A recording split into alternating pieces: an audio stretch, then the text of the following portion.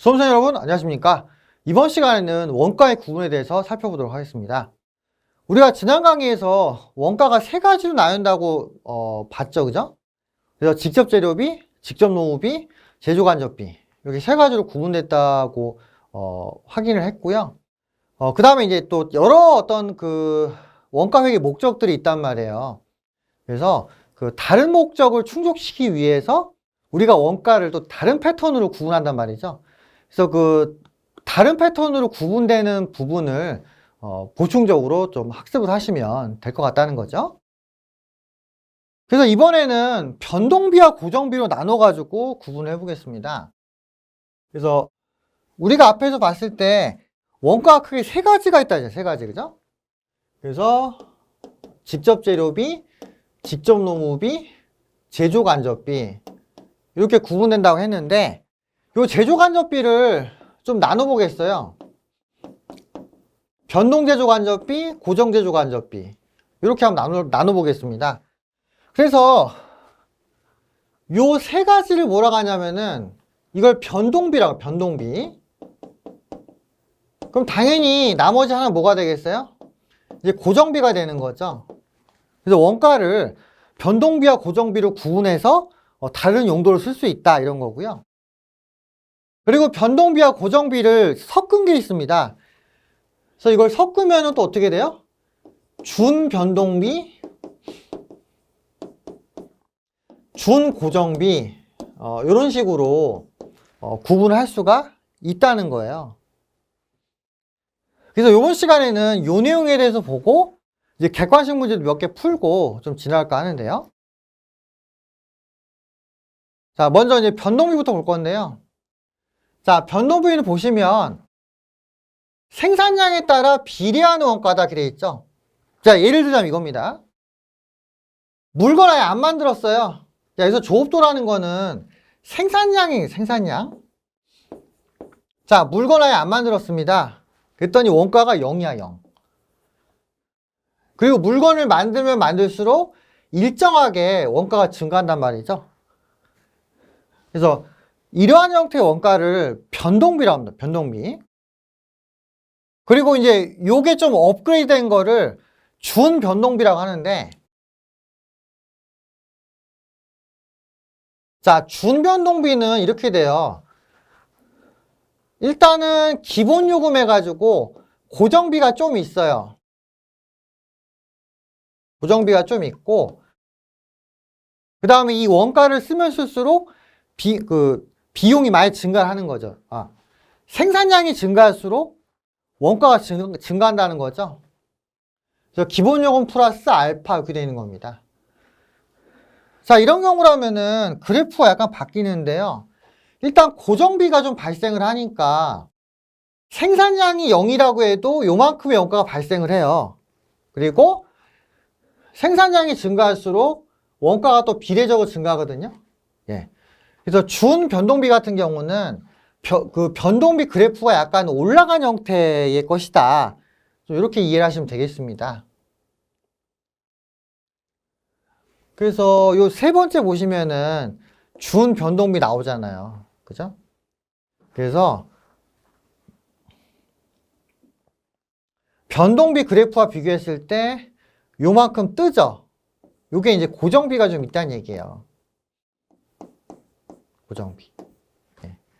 그래서 이러한 형태의 원가를 준 변동비라 하는 거고요. 통상적으로 전기요금, 수도요금, 통신요금 같이 기본료가 있을 때 원가 행태가 이렇게 됩니다. 네. 변동비 같은 경우는 순수 재료비인 경우인데요. 재료비. 물건 생산 안 하면 재료비가 발생을 안 하겠죠. 그죠? 네. 그래서 변동비하고 변동비의 차이가 무엇인가 좀 이해를 하시면 되겠고요. 그래서 일단은 변동비에 대한 설명을 종합적으로 해드렸고, 그 다음에 이제 고정비 맞아, 고정비. 자, 고정비 같은 경우는 어때요? 고정비는 생산량, 즉 조업도와 관계없이 무조건 똑같은 그 원가를 유지하고 있는 겁니다. 그래서 예를 들어서 뭐 임차료라든가 보험료, 감가상각비, 재산세 이런 거 있잖아요.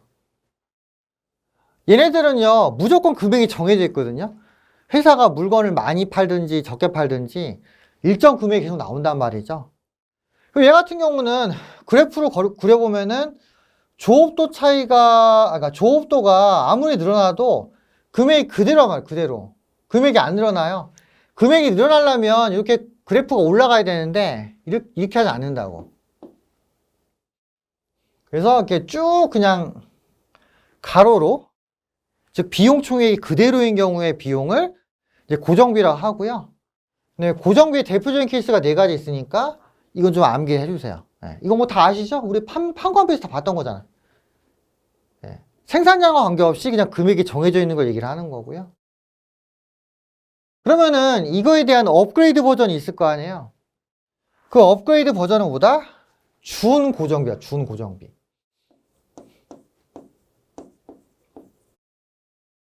그래서 일정 단계마다 원가가 증가합니다. 그래서 그래프가 이렇게 그려져요.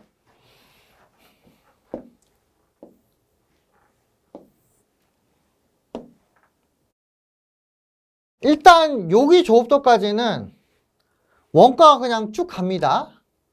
쭉 가고요. 요 단계를 넘어가면은 다음 단계까지 원가가 이렇게 증가해요. 보시면 요만큼보다는 이만큼의 원가가 더 크다는 걸 알 수 있죠. 그죠? 총 원가가 Y축이니까. 그리고 또 일정 단계 넘어가서 물건 생산하면은 원가가 올라가는데 일정 단계까지는 또 그대로면 그대로. 따라서 일정 단계까지는 원가가 그대로지만은 어느 단계 넘어가면은 원가가 또 급격히 증가를 하게 되는 부분이 있단 말이죠.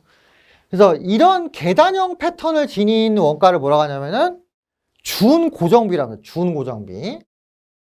그래서 대표적으로 운반비 같은 게 준고정비 양상을 띄어요. 예. 그래서 요 밑에 보시면은 이제 준고정비에 대한 내용이 나오죠. 그래서 여기까지 물건을 생산할 때는 원가가 그대로예요.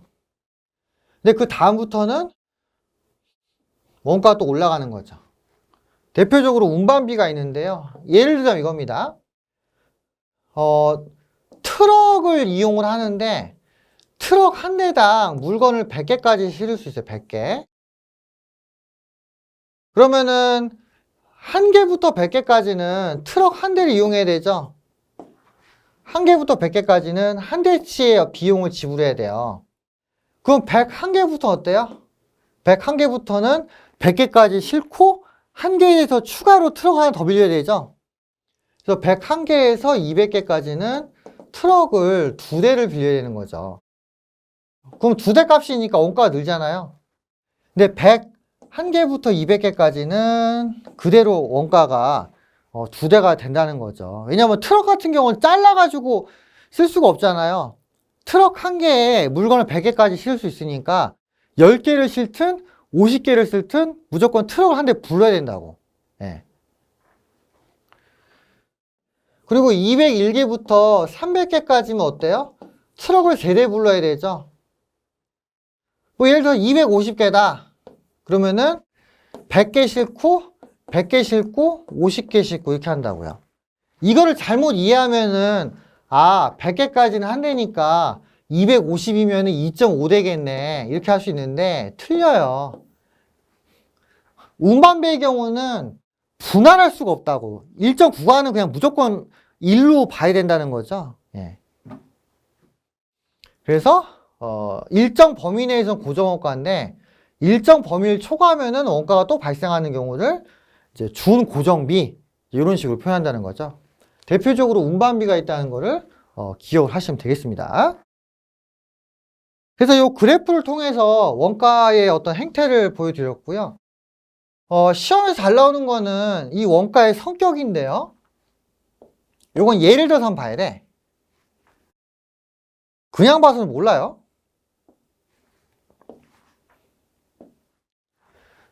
자, 사례를 보고서 그 위에 성격을 한번 보겠습니다. 자, 김밥을 만들 때 김과 밥, 도마와 칼이 필요한데요. 얘는 고정비적 성격이 있죠. 도마하고 칼은 한 개씩만 있으면 김밥을 계속 만들 수 있잖아요. 그죠?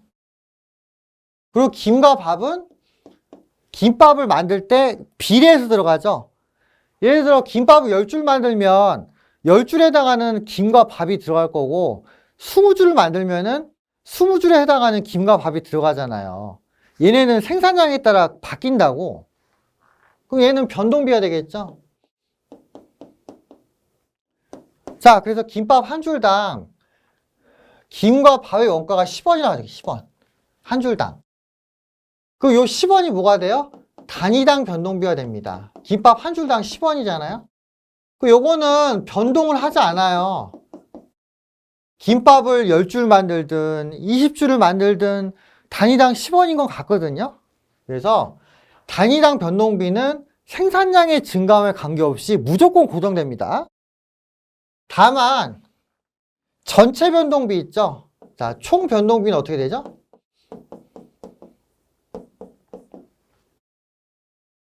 열 줄 만들면은 김밥 원가가 100원이고요. 20줄 만들면은 변동비가 200원이 되죠. 그래서 총 변동비는 변합니다. 변하는데 생산량이 늘면 원가가 늘죠. 그죠? 자, 생산량이 늘면 총 변동비는 올라가고요. 생산량이 내려가면 어때요? 변동비가 줄잖아요. 김밥을 20줄 만들다가 10줄 만들면 총 변동비가 200원에서 100원으로 내려가죠. 예, 요거는 숫자를 통해서 쉽게 확인하시는 거고요. 단위당 변동비는 10원으로 바뀌지 않는다. 이 성격을 이해하시라고요. 자, 그 다음에 어떻게 돼요? 도마와 칼의 원가에 대해서 볼 건데, 도마와 칼은요, 무조건 한 개씩만 있으면 돼요. 그래서 김밥을 10줄 만들거나 20줄 만들거나 도마와 칼은 그냥 500원어치 드리면 되는 거죠. 따라서 총 고정비는 어때요? 전체 고정비. 요거는 불변입니다. 불변. 자, 반면에 단위당 고정비는 어떻게 되죠?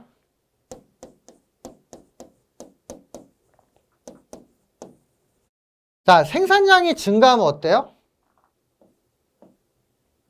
자, 생산량 증가.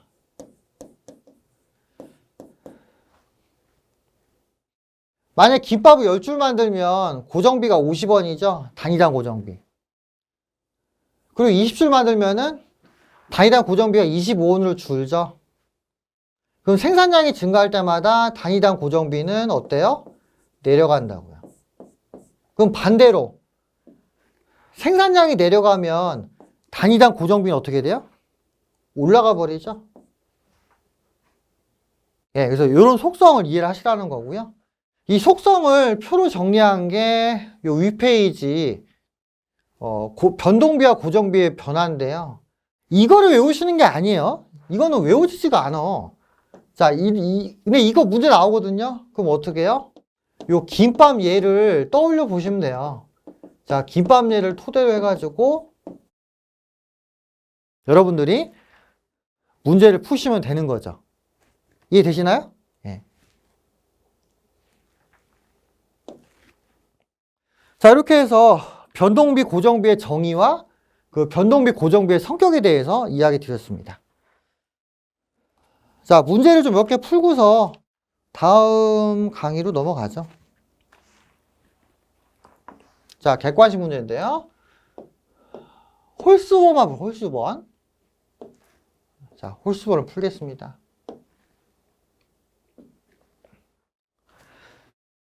자, 1번인데요. 다음 주 원가를 원가 행태에 따라 구분한 것은 이렇게 되어 있죠.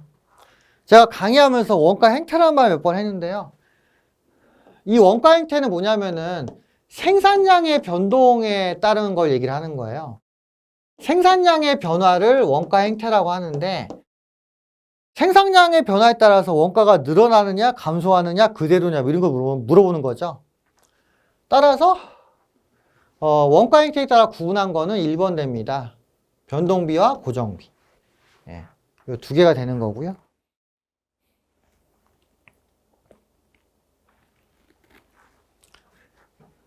그래서 1번의 답이 1번이고요. 이거 너무 뻔하니까 제가 해설을 안 달았어요. 그냥 바로 찍는 거죠. 예. 자, 세 번째.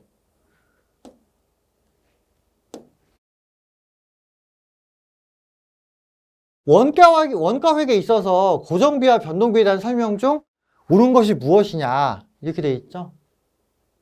이거 앞에서 얘기했잖아요. 조업도와 관련돼 가지고 늘어나냐 줄어드느냐 이건데요. 자, 고정비 보세요. 고정비는 조업도가 증가하면 증가한다 돼 있죠. 아니에요. 조업도가 증가해도 그대로예요. 그대로. 그러니까 1번 아니고요. 2번. 변동비는 관련 범위 내에서 조업도가 증가하면 일정하다. 아니죠. 생산량이 늘어나면 변동비가 늘어나잖아요. 그죠? 3번. 고정비는 조업도가 증가하면 단위당 고정비가 감소한다. 이게 답이네. 그죠? 김밥 예를 통해서 확인했잖아요. 4번은 자동적으로 틀렸다. 단위당 변동비는 그대로. 따라서 옳은 건 몇 번? 3번이죠. 이런 식으로 문제를 푸시면 된다는 거고요. 그 다음에 5번 보시면 5번.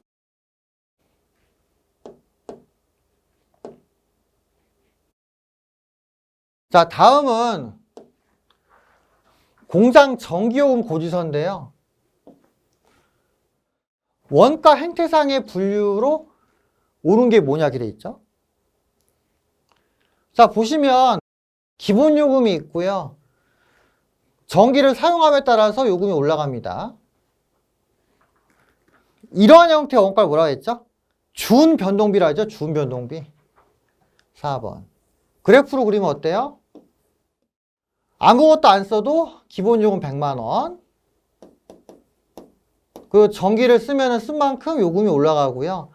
킬로와트당 65니까 일정하게 변동비가 올라가는 거죠. 그럼 딱 준변동비의 형태를 띠고 있네요. 그죠? 예. 그래서 5번의 답은 4가 되겠습니다. 4. 자, 그 다음에 7번인데요. 기계장치 한 대를 10만 원에 임차하고 있습니다. 생산량이 1000단위인데요. 수주 물량이 1500단이라서 한 대를 더 임차하는데요. 근데 좀 이상하죠?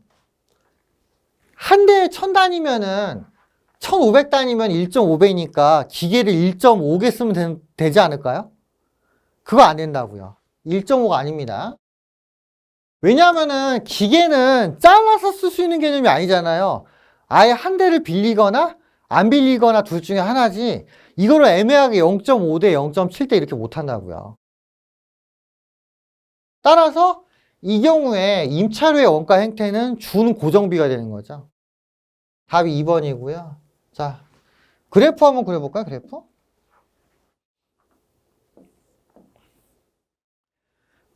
천 단위까지는 한 대만 빌리면 돼, 한 대. 고정비 이렇게 되죠? 근데 1000단위가 넘어가면 어때요? 2000단위까지는 두 대를 빌려야 된다고, 두 대. 그죠? 요렇게 되죠?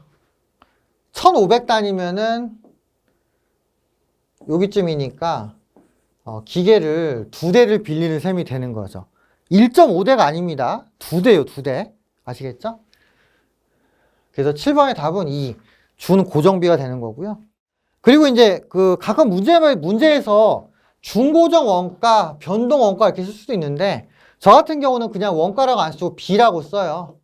이게 책마다 조금씩 다른데 저 같은 경우는 끝에 B자 쓰는 걸 좀 좋아해서 중고정비, 변동비 이런 식으로 씁니다. 그래서 끝에 원가가 나와도요.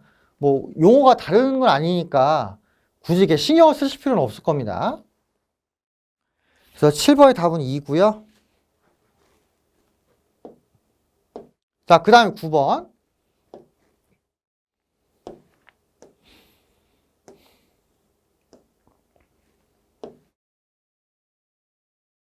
다음에서 설명하고 있는 원가 형태가 무엇인가 되어 있죠. 원가 형태 나오면은 변동비, 준변동비, 고정비, 중고정비 넷 중에 하나가 됩니다. 자, 전력비 원가 형태가 있는데 기본 요금이 있고요. 그 다음에 추가 요금이 있다고 하네요. 그 뭐가 되죠? 준변동비가 되죠. 이 문제는 보니까 또 가로치고 이렇게 또 용어를 또 추가로 써줬어. 같은 용어라는 게 딱 감이 오시죠? 네. 그래서 9번의 답은 3입니다. 그래서 전기나 통신, 수도 같은 경우는 기본 요금이 있고요. 쓴 만큼 원가가 증가한다는 걸 기억을 하시면 되겠습니다. 자, 이렇게 해서 변동비와 고정비에 대해서 설명드렸고요. 다음 강의 때는 기회비용, 매몰비용 설명드리고 그 이외에 약간 원가 구분 같은 거 이야기 드리고 그다음에 2장으로 넘어가는 걸로 할게요. 예. 그래서 여기까지 하고요. 여러분들이 좀 복습을 착실히 해주시기 바랍니다. 수고하셨고요. 다음 강의 때 뵙겠습니다.